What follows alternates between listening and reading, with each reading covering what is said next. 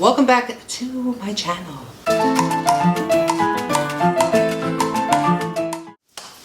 Hi guys, I'm back from outer space.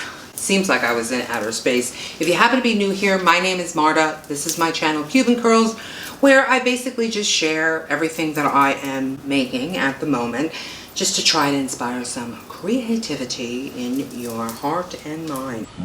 I'm a ham, you know. That's just the way it is. Peter Parker, my husband, and I are doing well. Thank God. I hope all of you are as well. I missed you so much. I want to take a few minutes to thank, and I am so sorry if I leave somebody out, Denise Shaw, Mary Easley, Mary Stewart, Sylvia Summers. All of you reached out to me, and it really, really made a difference. I was, you know, a little emo, and you guys really made my day with your email. Sylvia Summers, the stories of her parrot Suki made me laugh, brought a little sunshine to my darkest days. The appreciation is real and the love is real. Thank you so, so much. I wanted to contribute to the DIY fall craze. I made a macrame wreath for fall with some fall flowers, also macrame. You know, one of my biggest pet peeves is not giving credit to somebody where credit is due. Y'all know how we do sometimes. Yeah, I said it. I didn't just wake up and say, I'm gonna make a macrame leaf. I know how to do this. No. Making it with Jen and the Macrame School. Both of those channels were instrumental in teaching me how to make leaves. So I'm going to be leaving a link to their channel down below. Thank you so much. I hope that I do a good job at explaining this. Scratching myself. Up here in the cards, I don't know where, up there somewhere, I made a video. It's a very slow tutorial for people like myself who need a little bit of extra explanation. The knots that I'll be making today are included in that video, so pop on over there. You'll be able to make this in no time. I have talked enough, but I really don't want to stop. If you don't want to hear me talking, I missed my friends. I did. I missed you guys so much. So I'm going to be chit-chatting, sitting here. Yeah, let's get on to the video. To make this wreath, I'm using the inside of an embroidery hoop, which is 10 inches. I'm also using 84mm cords, that's the thickness, and I cut them down to 46 inches, folded them in half, and then placed them on the embroidery hoop by making a lark's head knot. In my opinion, the lark's head knot is one of the easiest knots to make. What you're going to do is you're going to bring that loop over whatever you're working with. In this case, it is the embroidery hoop, and then you're going to take the two tails of the working cord and just put them right through that loop, tighten the cord, and there you have a lark's head knot.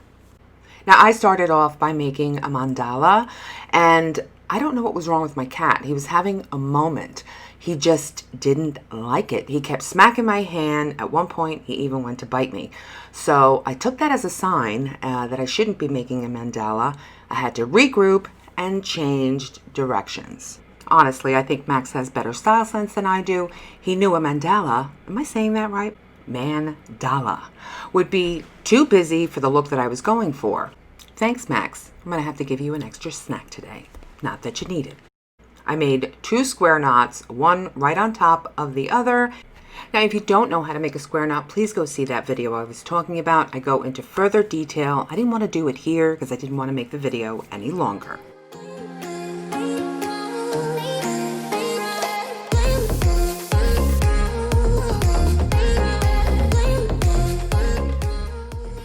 So I made 2 square knots, one on top of the other, did that all the way around, and in between each pair of square knots, I made another square knot. I know, I'm saying square knot a lot.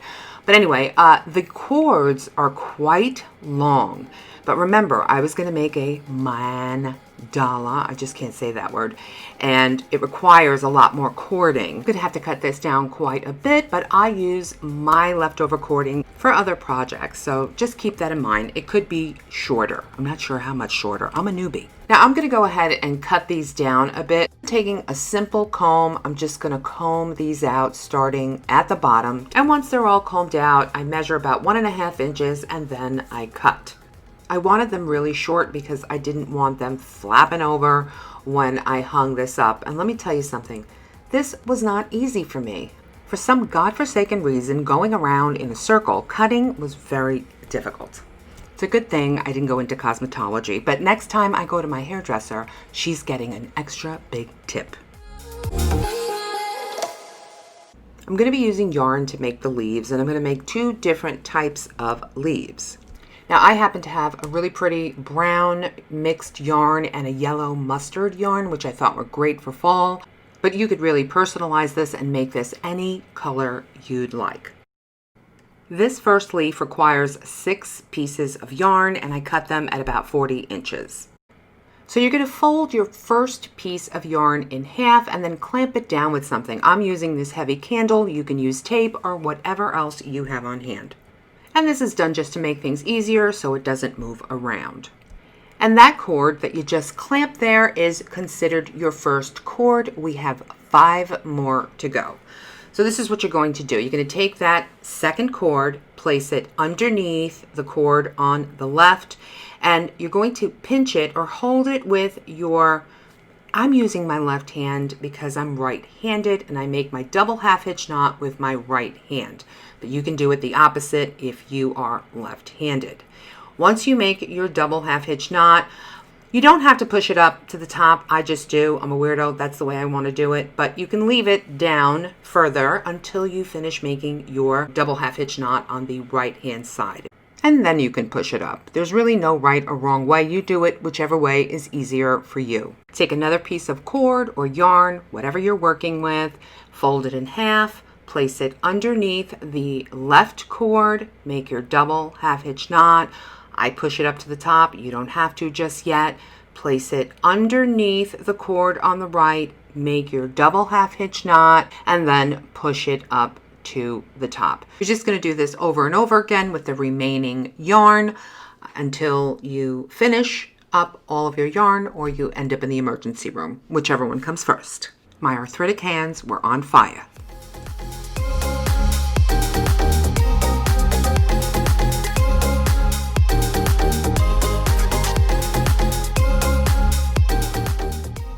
Now once you're finished attaching your last cord, what you want to do is take all of them and push them up just like you see me doing here. Now I like to leave this little doodad up on the top there. You can go up a little further. I didn't go all the way up. Honestly, I don't know that it makes a difference. This is how I made mine and they came out just fine. So the next step is making a double half hitch knot right in the center using the cords in the middle. And now comes the annoying part. You have to make rows of double half hitch knots going away from the top of your leaf, both on the left and the right hand side, and then make a double half hitch knot in the middle. Now you repeat those steps until you have 6 rows of double half hitch knots on the left and 6 rows on the right, just like you see here. And at this point, your leaf is pretty much shaped like a leaf, but you are going to make a 7th and final row of double half hitch knots. But we're going to do this a little differently. So you're going to make your first double half hitch knot the way we've been doing it all along. But when you get to your second one, you're going to use both of those cords that you were just using and use them as your lead cord. The cord or the string or whatever you're working with that's next to it, you will then grab and make your double half hitch knot with that one. I hope I'm making sense. Once you're done with that one, you will grab all 3 of those cords and use the following one, the one next to it, to make a double half hitch knot. And as you move down, you will then grab all of the cords that you're working with, use them as the lead cord, and go on to the next cord. You just keep doing this until you reach the middle and there are no more pieces of yarn to be able to make a double half hitch knot. And when you get to your last one, you see right there, you just wrap that last one around, make your double half hitch knot, and then you do the other side.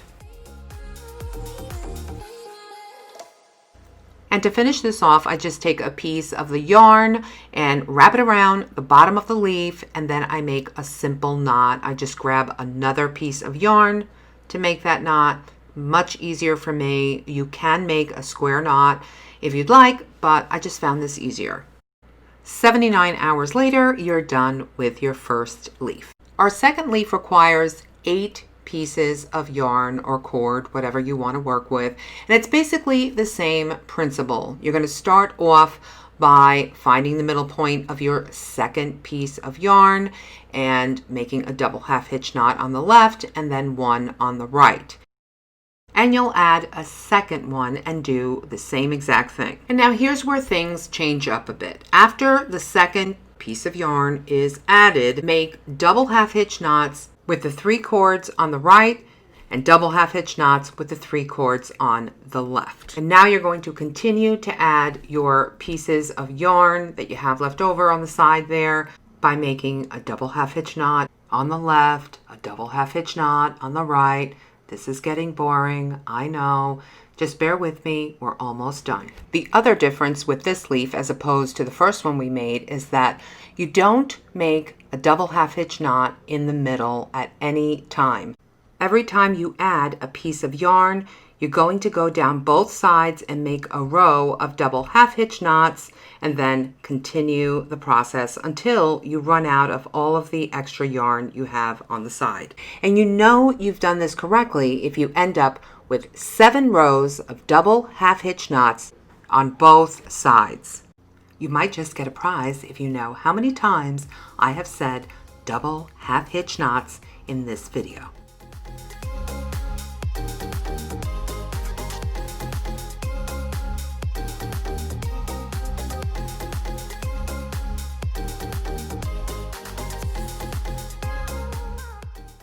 Tie your leaf off like we did the first one and you're done with this one, finally.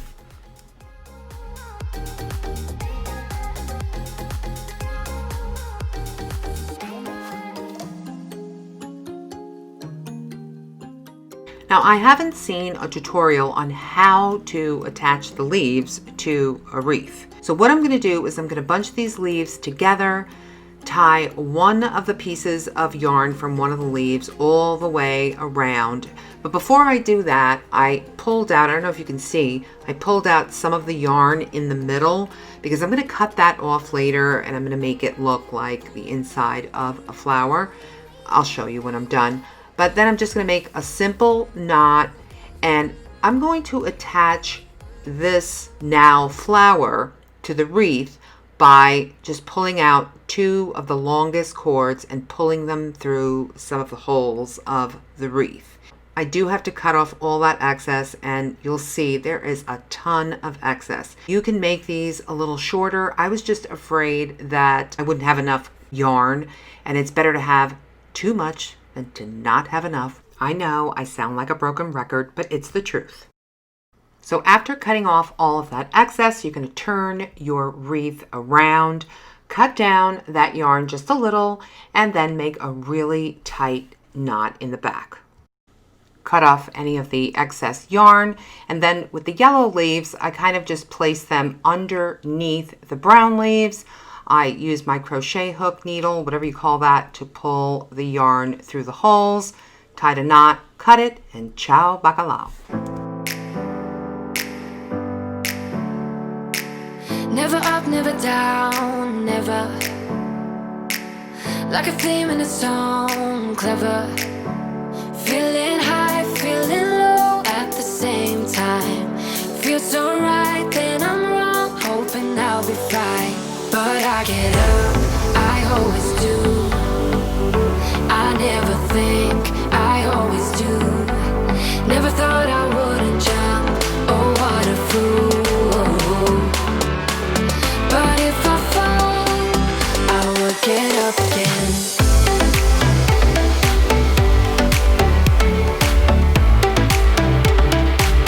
I will get up again.